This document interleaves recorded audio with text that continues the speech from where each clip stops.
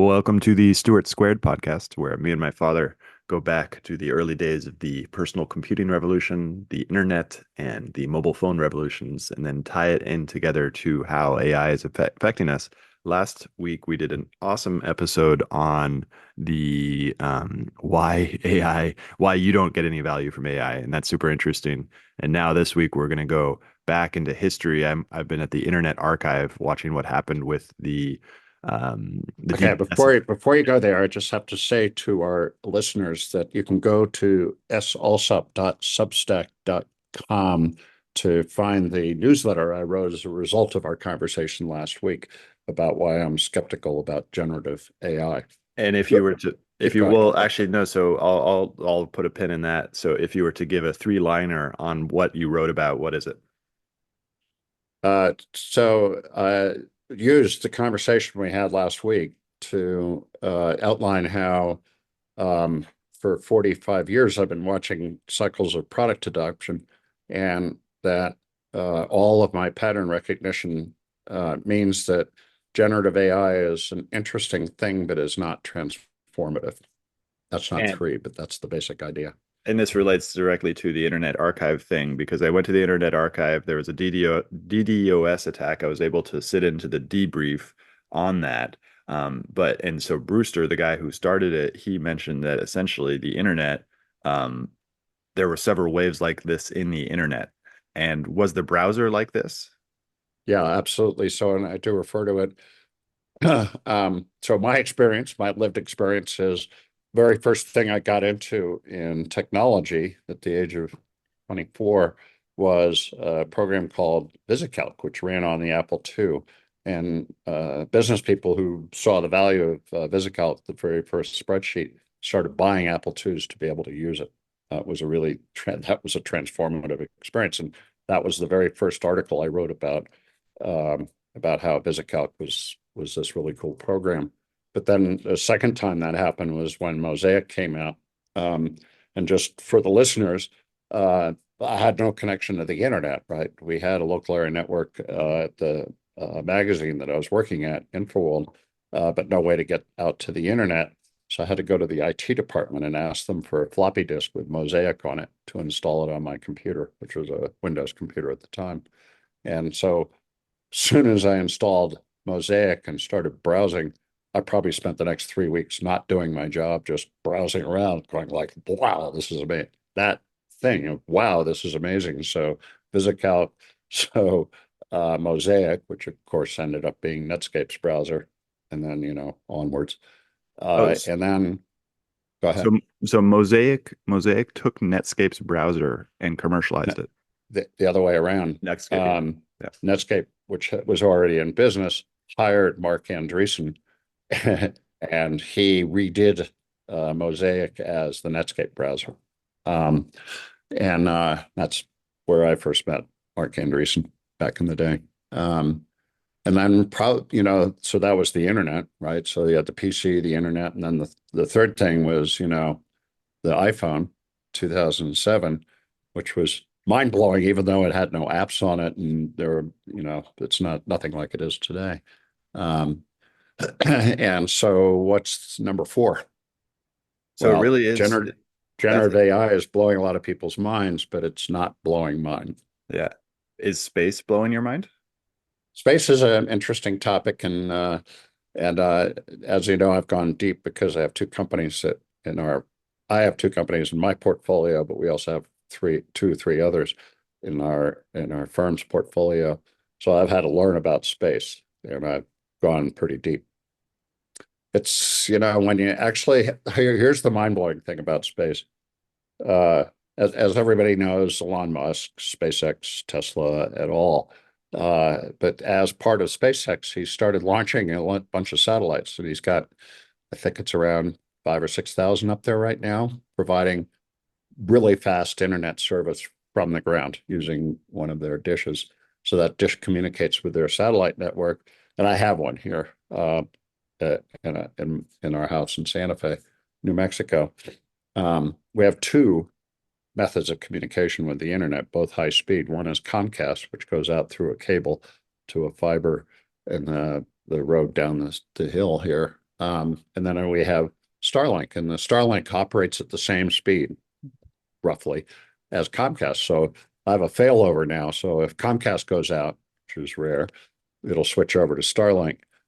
But I've been getting these, just a little side trip here. I've been getting these letters from, I have one here, from Comcast saying, during a recent review of your account, we noticed your account has been incorrectly charged. I'm going like, the heck? And they're sitting there telling me they're going to charge me 70% more. And so I called them up and they said, oh, that email, that letter was really poorly written. Well, this is the second one I've gotten. So apparently they're so bureaucratic, they can't even correct a bad email. And then the lady assured me that I would not have an increase in my charge. Well, I hate Comcast. And And how they were a many monopoly. raise your hand if you hate Comcast? Well, now I have an alternative. So I'm going to go through a review of our IT infrastructure here and end up moving over to Starlink. And if Starlink works okay continuously, I'm going to cancel Comcast and screw them. Yeah. And Comcast is a monopoly Yeah. as long as there's no alternative. But now we have an alternative in Starlink. Um, and to go even further, I wrote another newsletter about this. Viewers can go look at what's called the Real Internet, all about satellite communications. And there is a view, the most recent version of which one did you get, by the way? The iPhone 16. Which one? Oh, the Pro. Yeah, Pro Max, Yeah. same one I have. Yeah. Yeah, so I have it. Um, First of all, you notice there are dual eSIMs in there, so you can have two phone numbers Oh, interesting. in your phone. I have both AT&T and Verizon, AT&T and Verizon in mine. And then the second thing about this particular version with iOS 18 is you don't have to have an emergency anymore. You can send a text via the satellite. It goes much slower, and you have to like point your phone at the satellite. But you don't have to have an emergency anymore. So you can be up on, as I cited in my article, you can be on the top of Mount Everest and take a picture and send it to, whoever you want to. And without any cell service or, a Starlink or any other internet connection, you could just send a text. And so this is a progression that led me to go, what if all phones could always communicate with satellites? Why do we need AT&T and Verizon or whatever the telefono is in Argentina or wherever? How about if both Comcast and the wireless carriers get obviated in the process? Whoa, that's a whole new world out there. And that was really interesting. So So when you talk about space, the aha moment is when you realize that what Elon Musk is doing with Starlink is not just giving you high-speed communications in a fixed environment. So when Valerie, my wife, and I were in a remote location and we had Starlink installed on her overnight trailer, we were driving along using Starlink in a place where there was no internet. yeah. And I was doing search and I was like looking up what I was looking at, the mountains and stuff like that. So I've had that experience. It's not exactly the same as using it from any old cell phone because we were in a truck with the battery powering the Starlink. So so there's a few questions from that. How many satellites are there in space? If you were to guess, how many That satellites are out there? I don't have to guess because I looked it up. I won't get it exactly right, but there's about 9,000, 9,400 total, uh, that haven't degraded, that are still up there and active in low Earth orbit. There's another X number in geosynchronous orbit. And we don't know those numbers because those are all spy satellites, right? Well, no, we know how many. I could probably look it up. So Um, but there's 9,000 and or 94, call it 9,500. Of the 9,500, there are just under 6,000 uh, Starlink satellites. So jeez. Elon Musk has now populated two-thirds of the satellites that are in low Earth orbit. And that leads to the other question. So SpaceX is BATNA is an alternative. I'm sorry, Starlink is an alternative to Comcast and the cell phone carriers. But are there any alternatives to SpaceX? Does Elon Well, Musk now have a to, monopoly? he has a monopoly and it's just weirding everybody out Yeah. because he's such a strange dude. just a little thing along the way. They're now putting up satellites that are much bigger and can't be carried on the Falcon 9. They're Oh, too big to be. So they need the Starship, which just did this catch. They caught the yeah. the first stage with the chopsticks, and but it actually launched a satellite. I mean, not a satellite, but the second stage is orbiting. No, it came back and splashed down. So they've now proved that they can get stuff into space, at least into low Earth orbit. So they're going to begin deploying their new, bigger satellites, which have a much higher transmission rate um, uh, through Starship. Um, And Starship is the only one that can do that. only the only one. I meant they might have been able to do it on Vulcan, but I think Vulcan is end of life, and the Artemis program, that's the alternative for very large launches. Of course, it's screwed up, so SpaceX has to bring back the two guys that are on the space station because the whatever it is, the Artemis program, I guess that's called Vulcan. I get a little confused on the deets sometimes, but so SpaceX has to bring our two astronauts that are up there. One of whom, of course, is Russian. Um, Uh, and Oh so, boy, there's so many things here, but yeah, let's see. yeah, because Recenter me. so then so space is this place where anybody can technically launch anything they want into space. There is no regulation of space. It is a completely anarchic thing, but nobody Not can not do it. totally anarchic. Not totally. I was just looking this up, and so there is a treaty that's in theory recognized by, I think, all of the members of the United Nations. Um, so in theory by Russia and China. But China has begun doing things that are not totally trustworthy. Yeah, well, So yeah, they have launched their own space station. yeah. They're building their own space station. They are launching. They don't bother with reentry, so they just send a lot of debris, both on back on Earth and in low Earth orbit. And one of the issues in low Earth orbit is there's estimated to be something like 1 million. I may have the number wrong. Space debris. I'll look it up while we're talking, but um, it's called space debris. It's an issue, Yeah, when and there's the Kessler effect as well, where while you're looking it up, I'll explain to the listeners. There's essentially like a black swan event that could happen if one piece of space debris hits another piece of space debris and sets off a chain reaction and destroys everything in space. which no, it's happened once. It Okay. doesn't destroy everything, but it has happened. Trying to see if they give me a number in Wikipedia. Yeah, the U.S. Space Surveillance Network, which is run by our Air Force, reported 25,857 artificial objects in orbit above Earth, including 5,000, this is 22, 5,465 operational satellites. So there's about 20,000. These are the ones that are large enough to be tracked. As of January 2019, this is the one that kills me, more than 128 million pieces of debris smaller than 1 centimeter, about 900,000 pieces of debris 1 to 10 centimeters, and around 34,000 pieces larger. Now, those little ones that are less than one are running at 17,000 miles per hour. So if that little tiny thing hits your satellite, you're screwed. So there's this program and one of the reasons that satellites need propulsion, which one of my companies does, is to get out of the way. Right. So there's a program for keeping track of all this stuff, but it can only see the ones that are bigger than 1 centimeter. It's And fascinating. then the next question is, so then I've also been doing interviews on defense technology, and in my opinion, warfare has changed already, and we're already in a bit of a war in terms of psychological operations used through the social media and such. And so space feels like another place where non-kinetic warfare could take place. So non like straight out soldiers fighting soldiers, but other means of warfare could take place. And what does Kinetic, that look like? kinetic usually refers to uh, explosions, basically. Oh, interesting. So it's not just soldiers. It's Yeah. any active. Uh, when Iran sends 200 anti-ballistic missiles over Israel, and they knocked down most of them. That's kinetic. Doesn't involve any human people. Mm.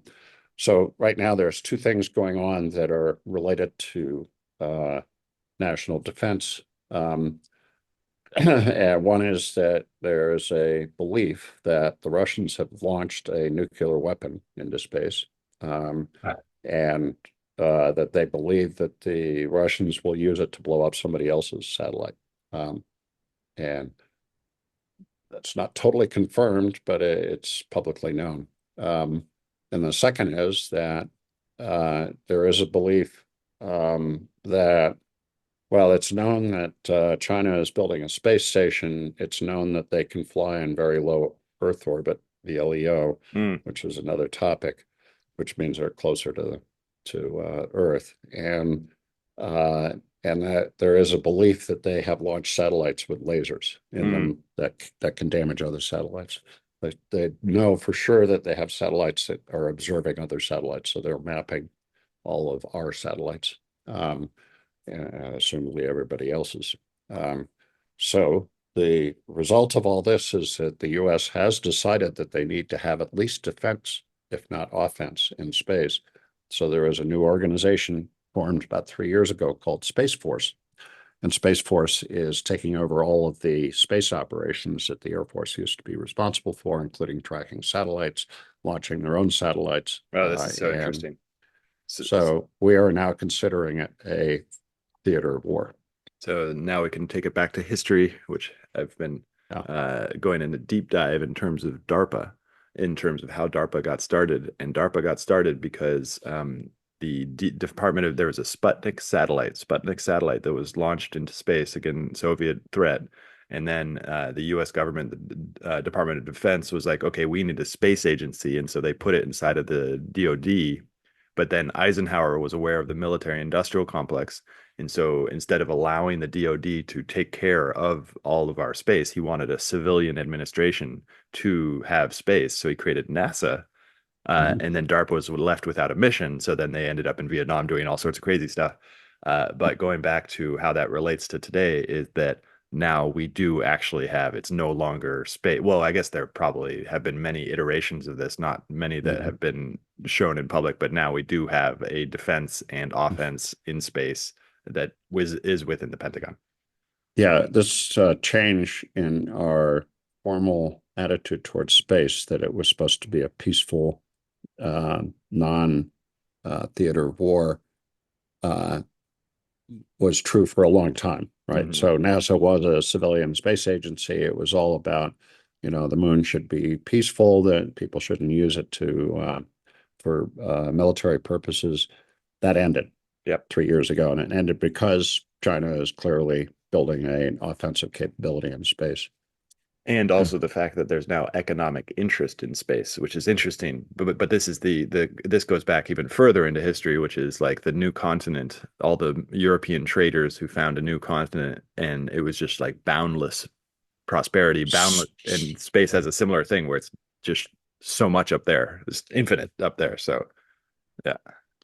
Um, yeah, I mean, you can get into existential thinking here, but you know, historically, the Europeans who conquered the rest of the world, generally speaking, were pretty nasty when they went into other places, like whether it's the indigenous people in the U.S. that primarily the British kind of, well, the Americans tried to eliminate, but it was true in Mexico and South America, and kind of the only place that the Europeans really couldn't get control of was in Japan and China in the Far East. And but then the Japanese did a really nasty job on the Chinese, and so it's like a human thing, right? So are Yep. we going to be able to act differently in space than Well, we but have that on that that Earth? that requires that part of the analogy requires another alien race in order, and the other alien race might be stronger than us.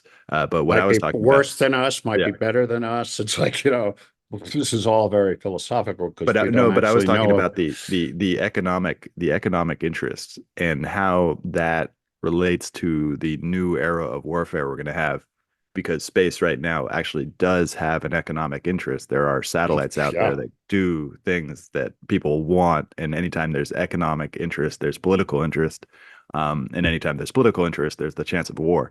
And so space is now an anarchic system that's sort of an extension. And but the beauty of that also is that anytime there's war, there's also innovation. And so there's But you going to mean, be what? yeah, you mean like drones in the Ukraine. Well, not Um, but that's the dual use consumer use, right? Is like one side is the fact that it's used developed for military applications, and then it comes back into the civilian applications as well. So there's like a Good. going back and forth. It's a lot of stuff here, but that was actually the theme of my newsletter about AI. That only the only stuff that's really important is stuff that actually has an impact on individuals, Yeah. not Yep. organizations. And so, you Oh, anyway. wait, no. Let's take that into history. So let's take that into the personal computing. How does because that's what you started with was essentially understanding where the individual benefits from the personal computer and how that changed Yeah. everything. Well, the history of computing is the history of IBM, basically, but the Uh, international business machines. Um, the and the IBM started in the early 50s by creating computers for organizations, um, uh, commercially, right? So that whether it was government or large enterprise, they would pay enormous amounts for these very basic computing systems that served the organization. And so, which is where that whole thing about people in the basement in white coats and air conditioned rooms had these machines that they were programming originally with punch cards, and it evolved from there. At the moment when the personal computer arrived, that had been the model from whatever it was, the early 50s to the late 70s.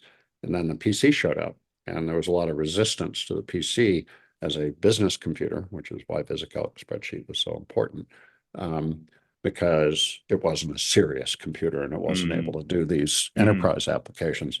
But the enterprise stuff, really only applied to very large organizations with a lot of money that could pay for them and maintain the staff to operate them. So the personal computer was the first instance where there was benefit to the individual, and it changed the entire landscape. So I'm into changing landscapes, right? So yeah, IBM was an innovator and created this thing, but it was invisible to the rest of us because it was buried in the basement and it was hard to understand, and people weren't really interested in it until it became personal. And so that's why I have this belief that it's important for stuff to be meaningful to individuals for it to transform. And this actually answers a key question that I've had about the countercultural revolution. I'm sorry, the cultural revolution of the 1960s, and the essentially like how that tied in with the personal computer in the sense of the individual, because that was a long period that landed in the that tied up a lot of things within Western philosophy that essentially created the value of the individual, because that only comes from the Western framework. Our philosophy is the only one that values the individual to a really high degree. And so now we're talking about how, and that was the whole problem that the hippies had with the 1960s was that their choice was to get stuck into a machine inside of IBM. And then 1980s happened, all of a sudden individuals had power, and so they created like the Internet Archive, this sort of like grant access to knowledge for all free individuals, freedom of knowledge, all these different things. So let me tie something together. And Yeah. I've been thinking about this because of when I was born. I was born in 1952, and the baby boom happened between 1946 and 1964. So I'm right in the middle of the baby boom. And demographically, at least in the US, it wasn't necessarily true in other countries. Um, we had this baby boom that started after World War II when we had all of our returning servicemen were uh, given these benefits of a college education and which helped them raise up into the middle class, and we had a great economy. So for that period of 18 years, we had more than 3 million babies a year. I think it was the Mm, number. mm. And this was referred as the pig and the python, which is this massive set of babies were born during that period of time. And it transformed everything about what happened in our country, about, who was in charge of politics, who was in charge of commerce and so forth. And So I've always been a member of that.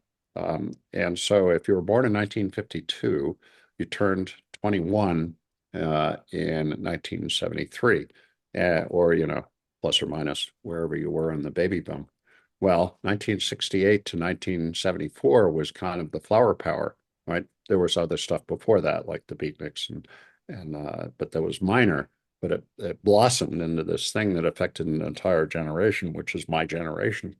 So if you look at where the personal computer started, it really started in like 1974, Mm, 1975, when mm, the homebrew club started messing around.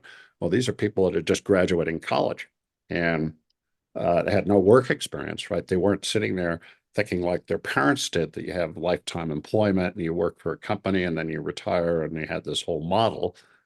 They came rejected into that. this with none of that experience, and they're opposed to that. And that's where the counterculture came from. The personal computer, at some level, was both a product and a cause of what happened afterwards, that there was this notion that the individual ruled and you needed to deliver technology to the individual in order to enhance their productivity Mm, or awareness or whatever you want to put it. So mm, it's thought about this a lot because, I'm in that. And if I ever write a book, I got to figure out how to make that mm. the theme of the book. Wait, are there thoughts of writing a book? Thoughts. I've never written one. I've never written anything more than 800 words, so I don't really know how to write 80,000 words. So Isn't it it's putting together 10 chapters of 10, 800 words? 800, Yeah. maybe. Yeah. But, if you read books and you like books, there's certain books you like that are better than Yeah. others. I'd rather optimize for making the book a book rather Yeah. than just a series of 10 articles. But you said that this book would be about that specific I think thing. I'd have to be 100. Let's say 800 times 10 is 8,000. So if I need 80,000, I need 100. 100 words. Yeah. Yeah. Yeah. So, but this book would be about the PC and how the How it individual. intersects with my life, right? Yeah. Because if I want to write a book and people want to read it, right, they're not just going to want to read about my life, which Yeah. is somewhat interesting, maybe, but I have to plug into something going to happen and have a point of view about that. And since I'm a contrarian and like pissing people off, I try to come up with something that people haven't said before.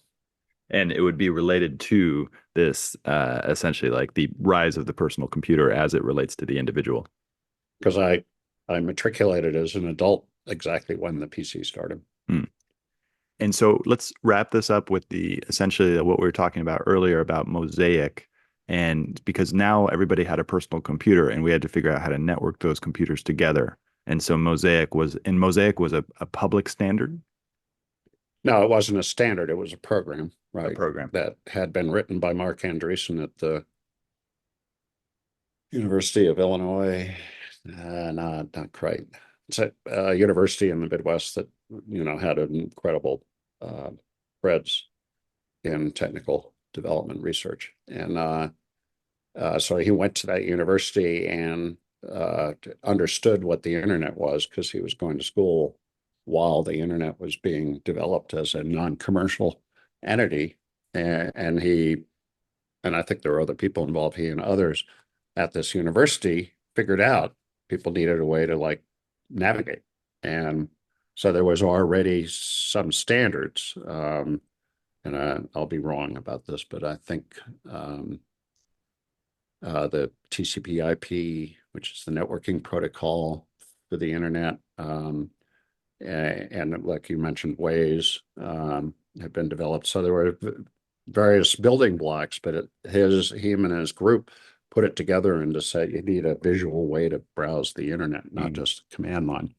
So It's it's so kind of like the GUI for the Yeah. internet. Yeah, that's what I just got was essentially it's the same thing that Steve Jobs got from Xerox PARC, and then they just Yeah, applied it to the internet.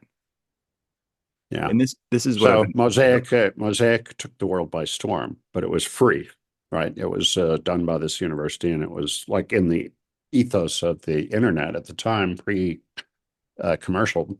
It also like kicked off the whole idea that it should be commercial and people should have access to it. So they built this browser, and it was very elemental. You could probably use the Internet Archive to go back and see screenshots of it. But it did give you the opportunity to click and, to move around on the internet. Whatever Vince Cerf did was critical to that. Interesting. So, there's an accumulation of people that all contribute little bits and pieces to this, but Andreessen and his group at this university were the ones to figure out how to turn it in, and Netscape went and hired him. I thought he founded Netscape. Well, he was, but it was okay. I'll show you. Yeah, you'll have to go back. He was hired as the CTO by the people that started Netscape, what became Netscape. I think it had a different name originally.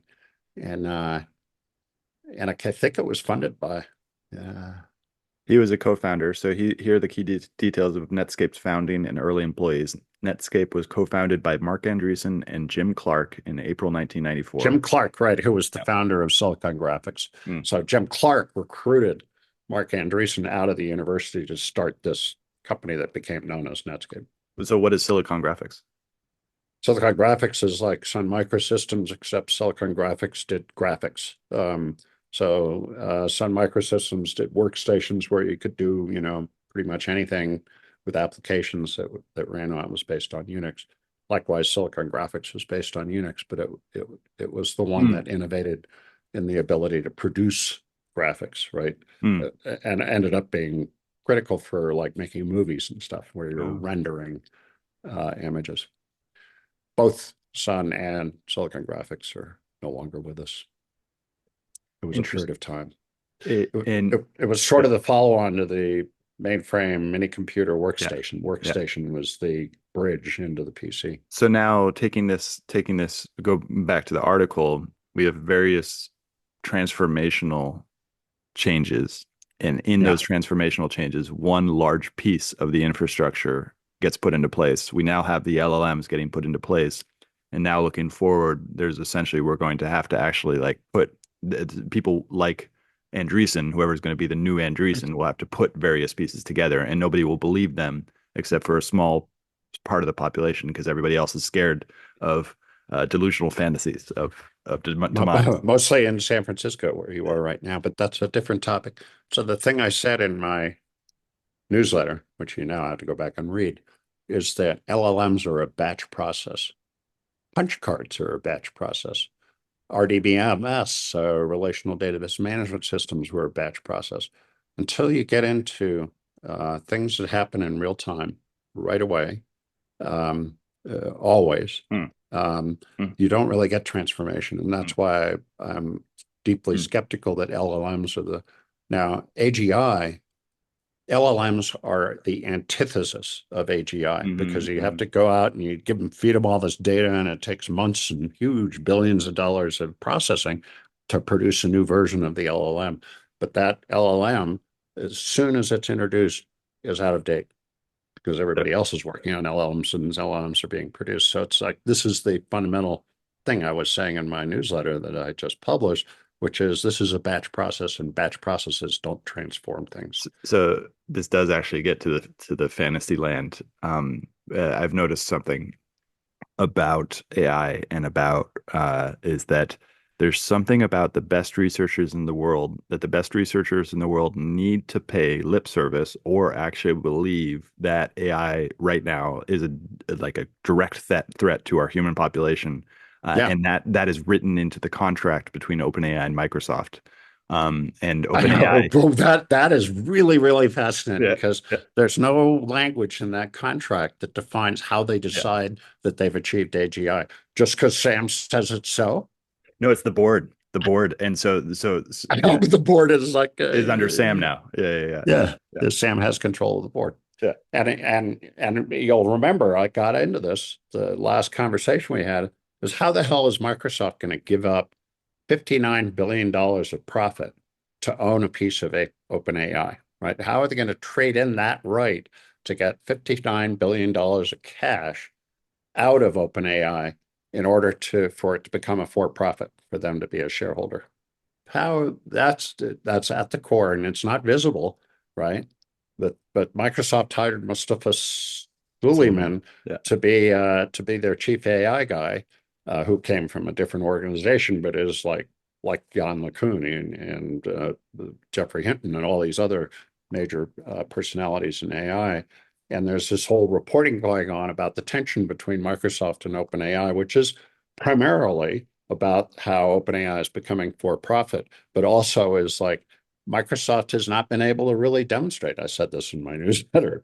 The bullshit about Copilot is it's a separate thing. It's not actually embedded into their applications. Uh, And if you start seeing where they're trying to get you to use AI in their apps, it's not part of the app.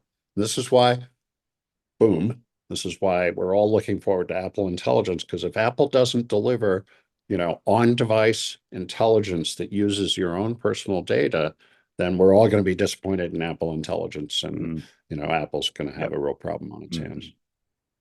It's going to be very interesting whether they can do it. I have to say, it's been a very interesting experience. I was expecting total fluidity in moving from Google Pixel to iPhone, and I've experienced menu after menu, probably all focused because of the European regulation of having to put pop-ups wherever there's a certain thing. But it has not been a smooth experience. It might just be moving over to another iOS, and the phone is so central to our lives now that it's just but it's not a flow like experience that I remember from Apple. So you have your notifications silenced. Do you know that? I did not know that. So it's right here. Yeah. Whoops, it shows it to me right here. It Yeah. says, because they have real-time communications and Yeah. iMessage, Interesting. it's telling me that. So when I said I was knocking on the Zoom door, Yeah. which you read, I actually pushed. It says, "Do you want to actually Oh, go push past. it?" So Oh, I pushed interesting. it so that you'd hear about it. This is really interesting. You get Yeah. control over everything, and I have a Pixel 9 Fold, by the Yep. way. I'll Yep. bring it with me. Um, and uh, there's a lot of details involved in using either Android or Yep. iOS. And I Yeah. know iOS way better than Android, but you now know Android way better than iOS. Mm. I'm impressed that you've switched to Yep. try it out. Well, because Google is collapsing, and I want to get out before it collapses, before the ship just gets destroyed, basically. Not in terms of Uh, the company. The company is okay, going to stick around, but let's do that. Let's yeah. do that topic. Okay. Next Will time. Google survive? Yeah. Okay. Next time we'll do that. All right. Well, Okay. always a pleasure.